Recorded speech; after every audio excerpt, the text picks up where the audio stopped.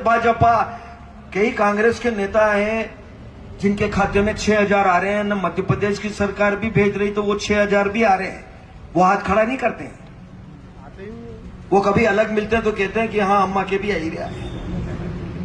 पैसे आ रहे हैं, कोई दलाल नहीं, कोई बिचौलिया नहीं, पैसे आ रहे हैं, लाडली बहना के पैसे आ रहे हैं, कोई भेदभाव नहीं, कौन सी पार्टी का है कोई भेदभाव नहीं।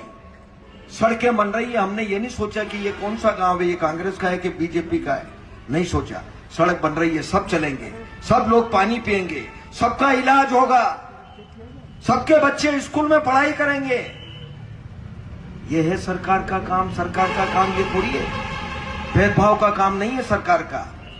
इसलिए सरकार है, और सरकार इसलिए बनती है कि जनता के दुख दर्द में काम आए, गरीब लोगों के लिए योजनाएं बने, चाहे मुख्यमंत्री कन्यादान, लाडली बहना योजना बने, ये सारी जो बच्चों के पढ़ने के लिए किताब कापी का प्रबंध हो जाए, ड्रेस का प्रबंध हो जाए, स्कूल अच्छा बन जाए, ये है सरकार का काम। केवल ये काम थोड़ी है हमारा कि सरकार का कि ये बड़ी माला आपने पहनाई तो माला पहन के घूमेंगे। ये तो आपका प्यार है, आपका प्रेम है, आपका स्नेह है, आपका आशीर्वाद है, ये अपने संस्कार है, अपनी संस्कृति है, इसलिए स्वागत होता है। जगदीश देवड़ा आपका ही है, कोई फर्क है क्या? कोई फर्क नहीं है। इसलिए सरकार में नहीं है, वो इसलिए सरकार में थे कि आखंड डूबे हुए थे भ्रष्टाचार में, घोटाले करते थे।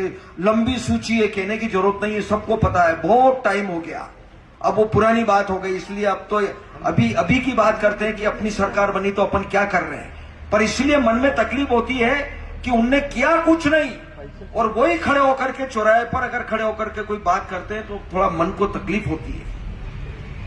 इसलिए सही कहा राजेश जी ने भी कि खड़े होकर के जरा लोगों को बोलना चाहिए, जो काम हुए वो बताना चाहिए कि देखो, तुम्हारी आंखें खोल करके देखो कि यहाँ कॉलेज जाकर के देखो, यहाँ पर तहसील की बिल्डिंग देखो, यहाँ पर 50 बिस्तर हॉस्पिटल का